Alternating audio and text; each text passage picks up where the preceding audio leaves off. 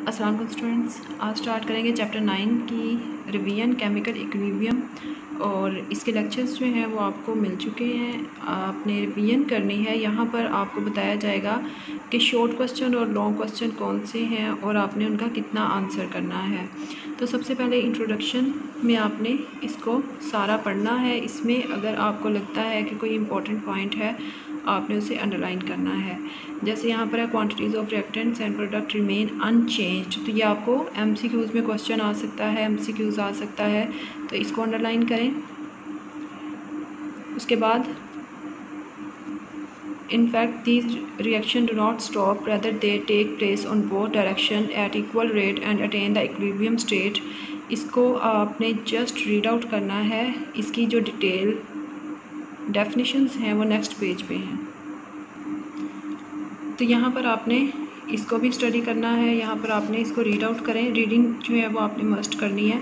यहाँ पर देखें, मैंने environmental system depend for the existence on delicate equilibrium phenomena, for example concentration of gases in. अब यहाँ पर ये सब चीज़ें जो हैं वो आपकी एमसीक्यूज़ के लिए हैं। यहाँ पर आपका जो है वो डेफिनेशन आती है रिएक्टेंट, डिफाइन रिएक्टेंट, तो यहाँ से यहाँ तक आंसर आएगा। और नेक्स्ट जो है वो प्रोडक्ट की डेफिनेशन आएगी, डिफाइन प्रोडक्ट, और उसके साथ आपने एग्जांपल, ये एग्जांपल की हेडिंग दे के आपने एग्जांपल ज़रूर बतानी है।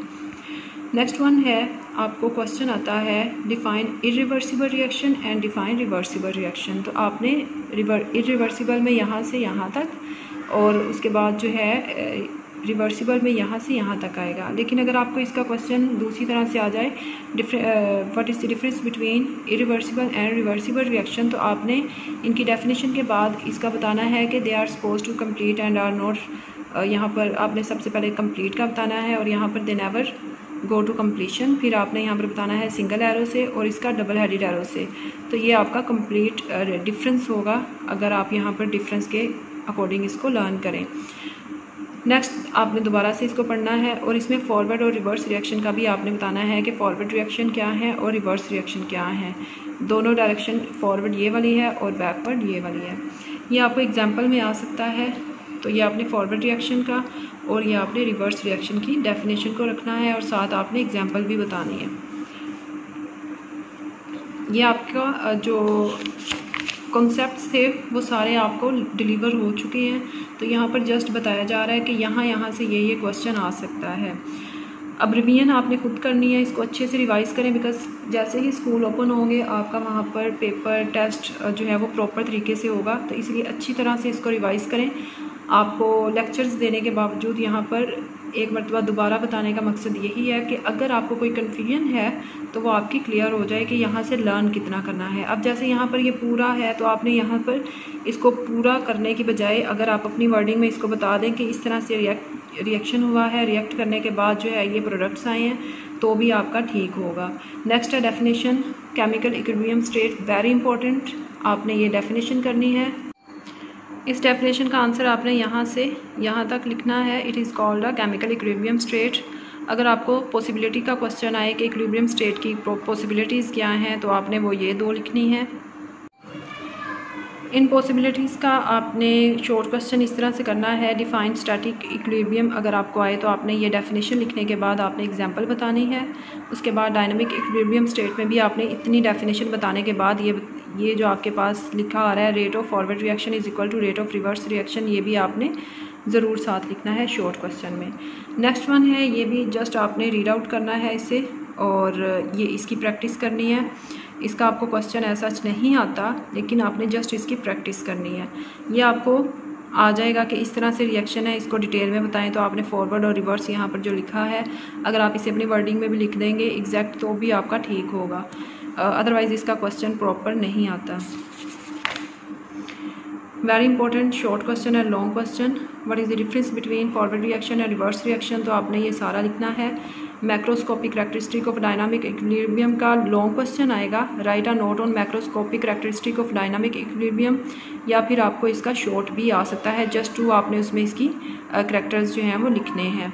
नेक्स्ट है very important long question, law of math section. ये आपको डिटेल में आएगा, right a detail note on law of math section. तो इसमें आपने सबसे पहले इसका इंट्रो बताना है कि किसने प्रेजेंट किया, किसने फॉरवर्ड किया, और उसके बाद डेफिनेशन बताने के बाद आपने इसका बताना है कि इसे किससे एक्सप्रेस करेंगे और यूनिट, और देन फिर आपने इसको ड्राइव करना है और इक्वेशन की फॉर्म में आपने इसको लिख देना है। अगर आपको यहाँ तक आता है तो आप यहाँ तक लिखोगे। अगर आपको जस्ट आएगा कि लॉ ऑफ मैथ सेक्शन पे नोट लिखें, और अगर आपको आए कि drive derivation of for the expression equilibrium constant for journal reaction, तो जर्नल रिएक्शन जब आएगा तो आपने ये ज़रूर साथ इसको ड्राइव करना है। तो ये ड्राइव आप यहाँ से यहाँ तक इसको सारा एक्सप्लेन करेंगे, यहाँ तक। अगर आपको क्या आएगा, derivation of the expression for equilibrium constant for journal reaction. Next one है आपके पास एग्जाम्पल आपके पास ये हैं। इसमें आपको वो केसी आपसे पूछेंगे, तो आपको ये इक्वेशन आएगी, तो आपसे केसी पूछा जाएगा, तो प्रोडक्ट आपने बताने हैं किस तरह से, मैंने सारा सिखाया था। तो ये जस्ट आपको एग्जाम्पल्स आएंगी, आपने इसका केसी लिखना है। Next one very important short question आएगा, define equilibrium constant and its units. तो आपने यहाँ से यहाँ तक इसको बताना है। ये आपकी जस्ट आपको इन्फॉर्म किया है किस तरह से यूनिट आएगा और किस तरह से यूनिट्स लिखेंगे। आपको यूनिट्स अगर निकालना आता है तो उसी से न्यूमेरिकल वैल्यू का थोड़ा सा बताया, तो इसको आपने जस्ट रीड आउट करना है और ये इक्वेशन आएगी, उसके आपने यूनिट्स को बताना है। तो यूनिट्स आपके पास ये इक्वेशन है तो आप इसका यूनिट बताएंगे। अगर ये इक्वेशन आई है तो ये यूनिट्स बताएंगे। ये नेक्स्ट है प्रॉब्लम यानी न्यूमेरिकल्स आपको लॉन्ग क्वेश्चन में आ सकता है, तो आपने न्यूमेरिकल्स की प्रैक्टिस करनी है। और ये आपको पता है कि यहाँ से पूरा इसको जब तक आंसर नहीं आएगा वो आपने सारा ही करना है।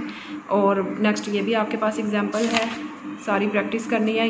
ये आपका लॉन्ग क्वेश्चन है, इंपॉर्टेंस ऑफ इक्विलिब्रियम कांस्टेंट। तो right a detail note on importance of equilibrium constant. तो इसमें आपके पास 2 पॉइंट्स आते हैं, तो predicting direction of a reaction and predicting extent of a reaction. अगर आपको मेंशन नहीं किया कि दोनों में से कोई एक बताना है तो आपने फिर दोनों ही एक्सप्लेन करने हैं। लेकिन अगर आपको उन्होंने यहाँ पर एक कंडीशन रखी है आपके सामने कि इंपॉर्टेंस ऑफ इक्विलिब्रियम कांस्टेंट पे नोट लिखें और जस्ट 1 पॉइंट एक्सप्लेन करें predicting direction of a reaction, तो आपने यहाँ से लेके आपने यहाँ तक इसको एक्सप्लेन करना है। और अगर आपको मेंशन नहीं किया predicting direction of a reaction का और जस्ट लिखा है right a detail note on importance of equilibrium constant, तो आपने इसको भी एक्सप्लेन करना है और इस सारे को एक्सप्लेन यहाँ तक करोगे आप। ये सारा आपने एक्सप्लेन करना है। तो ये कभी भी पूरा नहीं आता, और अगर आ भी जाए तो फिर आपने करना क्या है कि यहाँ पर प्रिडिक्टिंग डायरेक्शन ऑफ रिएक्शन में आपने इसको थोड़ा सा बताने के बाद आपने इसका QC निकालना है और डायरेक्ट आपने ये डायरेक्शंस बता देनी है, क्योंकि मेन आपका इस क्वेश्चन का आंसर ये 3 पॉइंट्स हैं, तो ये आपने ज़रूर बतानी है। और उसके बाद predicting extent of a reaction, इसमें ये 3 पॉइंट्स आएंगे, आपने ये साथ इक्वेशंस भी साथ लिखनी है। तो ये होगा आपका लॉन्ग क्वेश्चन, और बहुत इंपॉर्टेंट लॉन्ग क्वेश्चन है, बोर्ड में आ चुका है और बहुत मरतबा आता भी है। तो इस चैप्टर में बेसिकली 2 से 3 लॉन्ग क्वेश्चन है मैक्रोस्कोपिक प्रॉपर्टी का, very important, law of math section and importance of equilibrium constant. तो नेक्स्ट आपके पास है ये आपके पास MCQs के